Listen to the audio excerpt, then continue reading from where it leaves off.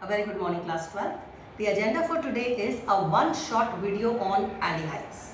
It's a tough organic chapter which is aldehydes, ketones and carboxylic acids.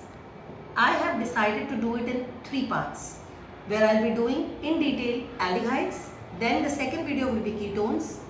A one-shot video of carboxylic acid is already uploaded on the channel, you can watch that. For today we'll be doing a single video taking into account structure, preparation, chemical properties, physical properties, uses and chemical tests of aldehydes today. So let's begin with the one-shot video of aldehydes. Let's begin with the aldehydes, ketones, carboxylic acids. They fall under the category of carbonyl groups. Carbonyl refers to a C double bond O. Now your aldehyde also has a carbonyl, ketone also has a carbonyl and carboxylic acid also has a carbonyl. We will be doing today aldehydes in detail. Talking about aldehydes, in an aldehyde there has to be at least one hydrogen. It can have 2 hydrogens attached to the carbonyl carbon. It can have 1 hydrogen and 1 R group also. Whatever it is, whether it's an aldehyde or a ketone, this situation is common. In this situation, as you can see, there will be a polarity. Oxygen being more electronegative than carbon, there is definitely a dipole moment in the carbonyl compounds. Apart from that, if I talk about carbon, when we talk about carbon, carbon has got 3 sigma bonds and 1 pi. So the hybridization is decided on the basis of sigma bond. It becomes sp2. And the bond angle therefore is 120 degrees and it's a planar molecule. Moving on further, if these are the sigma bonds and there is a pi bond which will be by the sideways overlap of the p orbital like this. This is your pi bond illustration. Also, since the pi bond comparatively is a weak bond, there can be a natural electron shift between carbon and oxygen. This pi electron can shift more towards oxygen. Therefore, oxygen normally gets a delta negative charge and carbon gets a delta positive charge. It is because of this delta negative on the carbon that on the oxygen that we call it as a nucleophilic center. While carbon, due to its positive charge, is said to be the electron loving center due to the positive charge, so it is called the electrophilic center. Fine. This has been a commonly asked board question also. So when we talk about the dipole moment, in an aldehyde, R group donates electrons to carbon, that's the dipole moment, and oxygen pulls the electrons from carbon, so the dipole moment is there in this molecule. It is a polar molecule. But in ketones, the dipole moment will be more owing to the presence of 2 R groups, so here the dipole moment is higher. Since the dipole moment is higher, the boiling points of ketones are higher than aldehydes. I am not talking about carboxylic acid because in carboxylic acids you have an OH, therefore they have intermolecular hydrogen bonds which are stronger, so the boiling point will be highest. Compared to the 3 of them, from aldehyde, ketone has a higher boiling point. From ketone, carboxylic acid has the highest boiling point. Clear? Moving further. Moving on to the preparation of aldehydes. The first method of preparation, if you want an aldehyde to be prepared, it can be done from an alcohol, but it should be primary. For example, I take CH3, CH2OH as my alcohol. If I want it to be converted into CH3CHO, I hope you can see it is oxidation. But you cannot take a strong oxidizing agent, because if you take a strong oxidizing agent, this will further convert into carboxylic acid. So we do not want this, so we use a milder oxidizing agent. The oxidizing agent that you can use is chromium trioxide as one option. PCC is another reagent which is pyridinium chlorochromate, a specific reason which converts OH into CHO. Or else you can also use copper at 573 Kelvin, which are these three methods are methods to prepare aldehyde from alcohol, and this was also done in the chapter of alcohols, phenols and ethers. If in case you use a strong oxidizing agent, which could be KMnO4, alkaline, or it could be K2Cr2O7 acidic, then in that case you will end up in carboxylic acid. Moving to the second method of preparation, if you have an alkene, if you perform ozonolysis, then in that case, on performing ozonolysis of alkene, the double bond breaks, the molecule divides into two, and wherever there was a double bond, you get a double bond O. This was a part of class 11th. Now, if your starting material was like this, then you will end up like this, which will be an aldehyde. But if your starting material had two R groups on the alkene, then it will lead to a ketone. So, this method can be used both for ketones and aldehydes. If the double bonded carbon has an H and an R, then it leads to an aldehyde.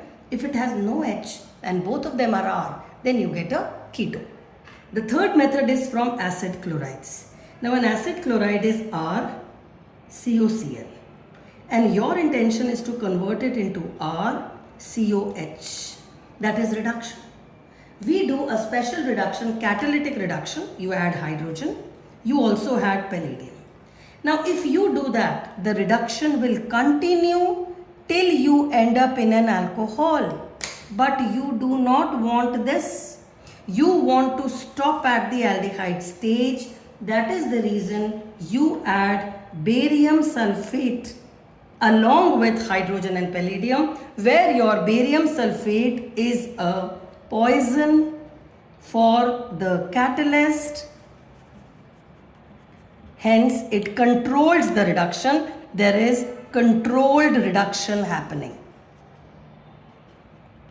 If you do not add barium sulfate, then it will end up in an alcohol. That has been a commonly asked reasoning question. This reaction is Rosenmund's reduction.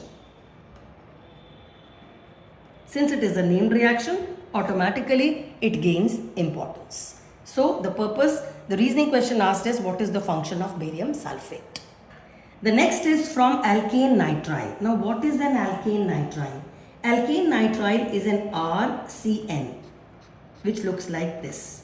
There are two methods from alkane nitriles. First is Stephen's reduction. The second is Dibal H. You can use any of the two. You need to write this in capitals because it is an abbreviated form of di-isobutyl aluminium hydride. Let me tell you how does it look like. Aluminium hydride, di-isobutyl. Isobutyl is this. Isobutyl is this. So this is the structure for di-isobutyl aluminium hydride. You can complete the hydrogens of the carbons like this.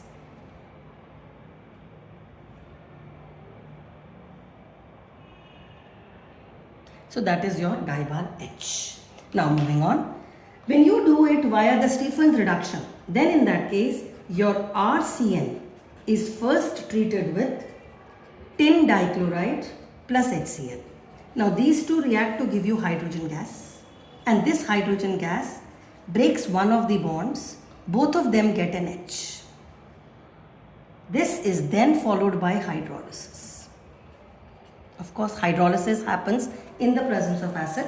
On hydrolysis, we get oxygen here and hydrogens here. Therefore, your product formed will be RCHO, that is your aldehyde, and the byproduct will be ammonia.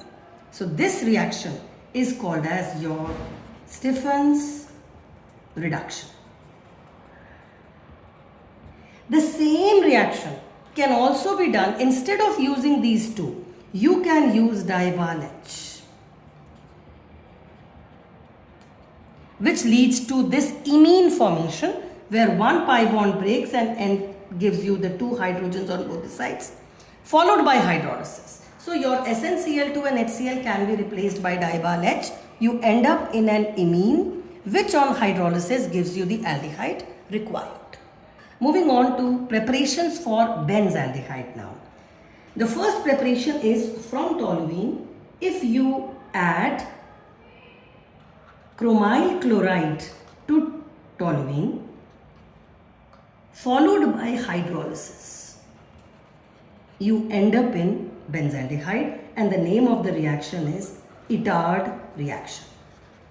Now in this case, the function of chromyl chloride is to make a intermediate of toluene which cannot be oxidized to benzoic acid. So the function of chromyl chloride is important. It forms an intermediate which controls the oxidation, does not allow toluene to change to benzoic acid. Similarly, we have another method again for toluene. In this case, instead of using chromyl chloride, you will be using acetic anhydride in the presence of chromium trioxide followed by hydrolysis. Where again your acetic anhydride acts as an addition product which controls the oxidation of toluene. It does not allow it to form benzoic acid. So we add acetic anhydride, or you can add chromyl chloride. This reaction is named, so it has its importance. Moving to the third method of preparation. In this method, we first add chlorine in the presence of sunlight. 2 moles of chlorine are added. In the presence of sunlight, 2 hydrogens are lost and you end up in a dichloro compound like this. After this, once the dichloro compound is formed, we do a hydrolysis and at a slightly higher temperature. This changes to OH and then which breaks to give you water and you end up in benzaldehyde. Moving to the last method, this is not from toluene. We have 3 methods from toluene. The last method is from benzene. Now if I look at benzene and benzaldehyde, what is the difference between the two? What do you need to add? You need to add a carbon and you need to add an oxygen. Hydrogen is already present. So when we react benzene with carbon monoxide, hydrogen chloride acid, and you require anhydrous AlCl3 as a catalyst, it transforms into benzaldehyde, and there is a name for this reaction which is Gattermann-Couch reaction. It is not the Gattermann reaction. Gattermann reaction was done in amines. This is Gattermann-Couch reaction. So there are 4 methods by which you can end up in benzaldehyde. From toluene are 3 and 1 is from benzene. 2 have an importance because they are named reactions. Moving on to the chemical properties of aldehydes. First of all, we talk about chemical test for aldehydes. Now aldehydes are easier to oxidize than ketones. So we use a milder oxidizing agent. Both these are mild oxidizing agents. And if you add Tollens reagent to aldehyde, you end up in silver mirror. And that's the test. If you add phelling A plus B to aldehyde, you end up in orange PPT, which is nothing but cuprous oxide. Now both these reactions are already done in a video. There are 2 videos. One is where I'm showing you the test in the lab, and one is where I give you the details of these tests and all possible viva questions. So please do it from those videos. Moving on to the reduction reactions. When you want a reduction of an aldehyde, one is a normal reduction where you use sodium borohydride. This only breaks the pi bond. So your product would be an H here and an H here. So you end up in an alcohol, which is 1 degree. So if you use sodium borohydride, it only cleaves the pi bond, leading to an alcohol. This is nothing but RCH2OH, which is your primary alcohol by a reducing agent like sodium borohydride. We have 2 special reductions. Now when I talk about special reductions, then they also have special names. The first of the special reductions that we are going to do is called as a named reaction, Clemenson's reduction. In Clemenson's reduction, we use amalgamated zinc. Amalgamated means an alloy with mercury and concentrated HCl. These both reagents, if you use, this whole pi bond breaks and it gives hydrogens. So you end up in R, C, H it already had, and it gives 2 hydrogens more. So you end up in a hydrocarbon. That is the reason we call it as a special reduction. The same thing can also be done by using hydrazine, which leads to the formation of hydrazone followed by addition of glycol and KOH and heat, which causes nitrogen gas to move out.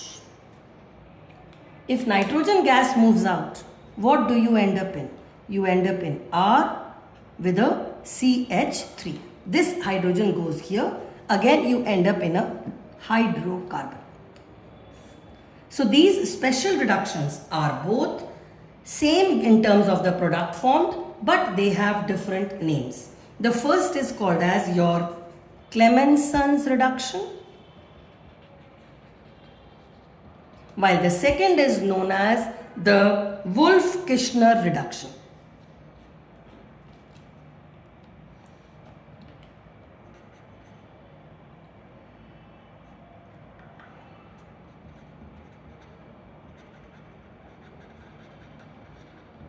These are named reactions, so special reductions. Aldehydes changes into hydrocarbon. Aldehyde changes into hydrocarbon. This is also valid for ketone. You can do the same reaction for ketone also. I'll just show it to you.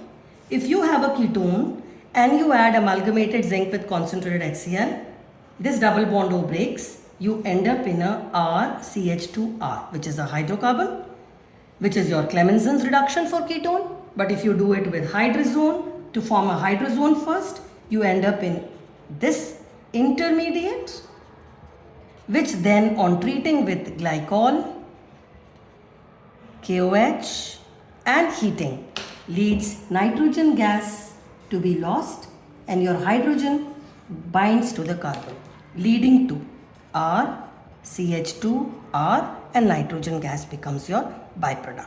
So these two are also Clemenson's reduction, and Wolff-Kishner reduction can also be done on ketones. Moving on to the important named reactions of aldehydes. Aldol condensation is a reaction of aldehydes as well as ketones, already done in a video. You can watch it from there. Cannizzarose reaction is applicable only to aldehydes, special aldehydes with the absence of alpha hydrogen, already done in a video. You can watch from there. Last is a haloform reaction, which we will be doing today. Now the word haloform is related to fluoroform, chloroform, bromoform, iodoform. But we would be doing iodoform in detail. Speciality of iodoform is it is a yellow solid. So you can use it as a chemical test also. Haloform reaction is valid for compounds which have a CH3CO group or they have a CH3CHOH group. Also, the reagent you require is NaOH plus I2. These two react to form sodium hypoiodide, which is your oxidizing agent in this particular reaction. So let us say you have something like this and you add NaOH plus I2 to it. What exactly happens is this changes to iodoform, CHI3. Please do not write CH3I, that would be wrong. You need to write CHI3, which is the yellow PPT, plus this part gets oxidized, CH3, CH2, COO, and it becomes a sodium salt also. So the part left transforms into a sodium salt of carboxylic acid, and this methyl changes into your yellow PPT, which works as a test. I'll do one more example. And ethanol. Ethanol has this group. So this will also give you an iodoform test, which is important for you to know. This again changes into your iodoform. One carbon is utilized for iodoform. You have 2 carbons and 1 carbon is utilized as a sodium salt. Am I clear? So you can use it for any alcohol like this. Let's say 1, 2, 3, 4, 5 and you have an OH here. This will give you iodoform test. You have another compound of the type 1, 2, 3, 4, 5. You have a double bond over here. This will also give you an iodoform test. So iodoform test is used for all compounds which have this and this. You need to add NaOH and I2 and you need to observe a yellow colored PPT. The next is reaction with hydrocyanic acid. At times you will find instead of writing HCN, NaCN plus HCl is written, which is nothing but preparation of HCN. So if you have an aldehyde, this reaction is also valid for ketones. To this if you add HCN, pay attention, this bond would break here, oxygen gets a negative charge, so hydrogen goes and attacks this. You are left with 1 bond. The oxygen gets the hydrogen and carbon gets the cyanide. So this is called as cyanohydrin is the name of the product. Whatever you started with is added here, which means if it is propanol, the name will be propanol cyanohydrin. Of course, if you remember from chapter number 1, this cyanide can further be transformed into different options by using different reagents. That is, you can use concentrated HCl, you can use dilute HCl, you can also use a reducing agent. What is the result? The result will be your RCOH does not change, H does not change. But your cyanide changes into CH2NH2 on reduction.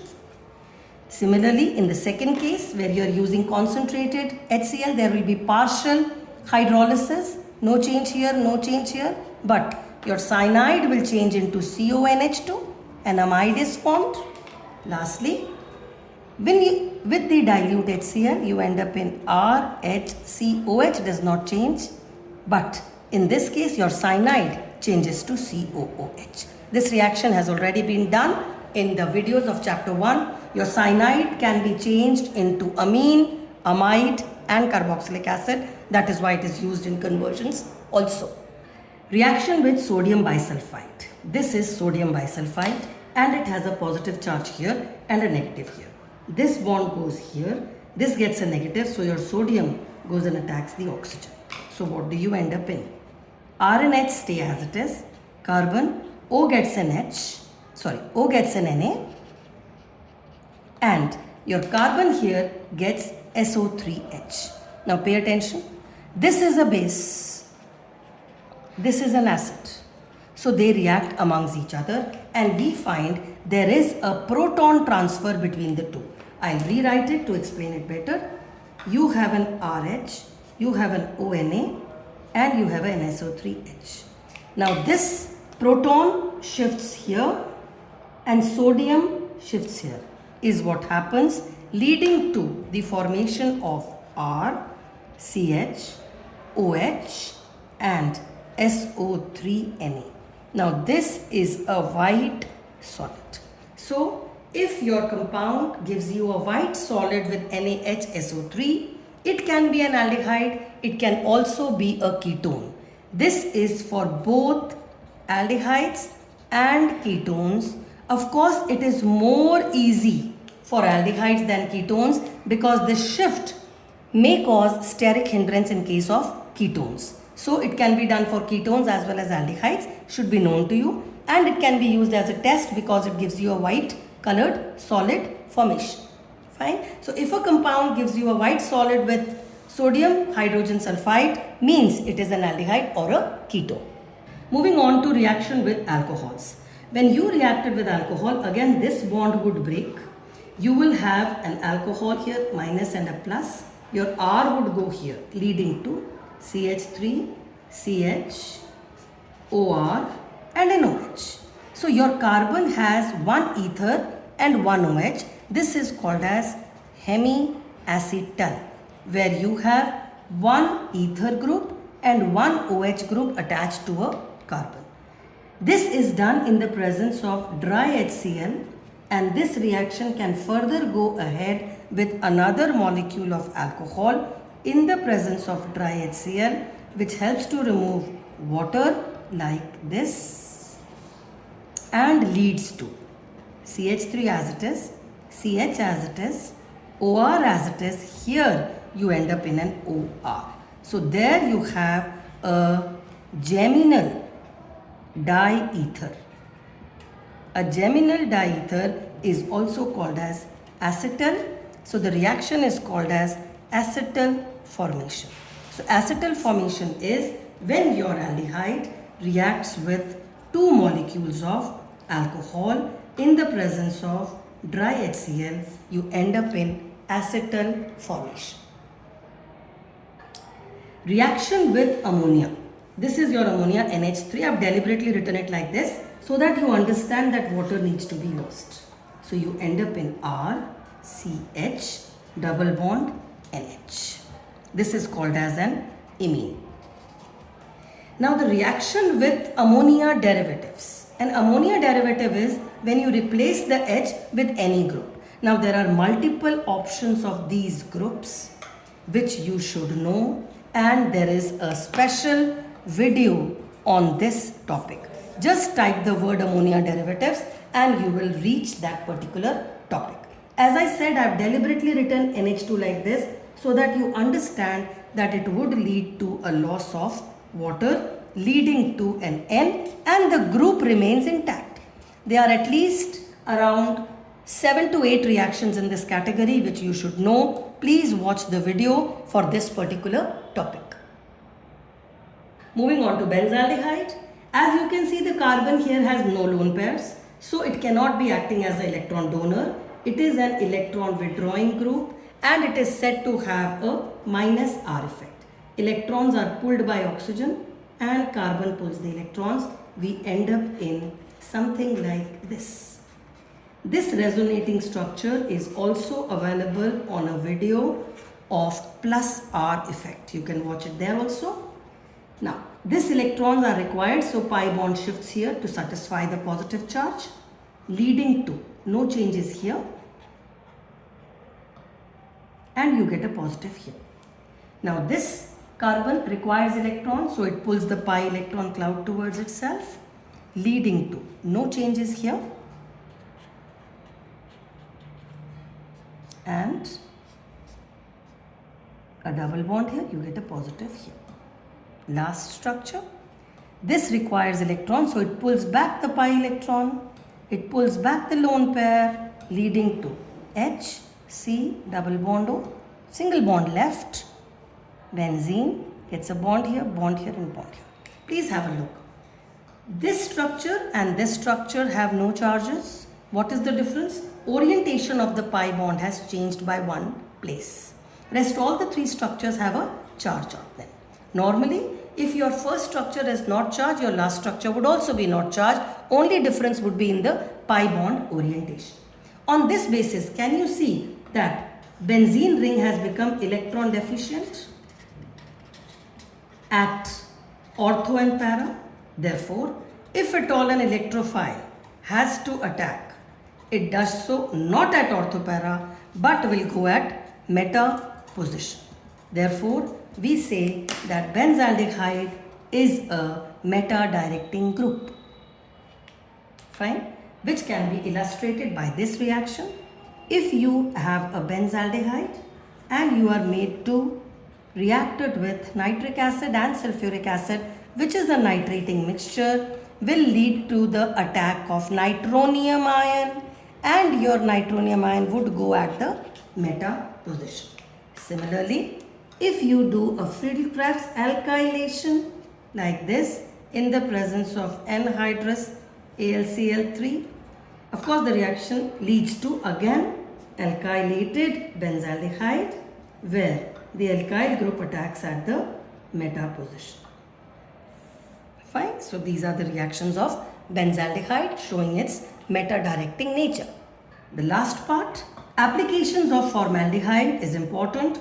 The application is formalin, which is nothing but 40% aqueous solution of formaldehyde, and it is used to preserve biological samples. You can see biological samples in your school biology lab. The solution in which the samples are kept is formalin. With this, I end the video and I hope you have understood aldehyde section. Please start working hard. Your examinations for half yearly must be round the corner. Do well, stay connected, bless you loads, do awesomely well in life. Bye for now.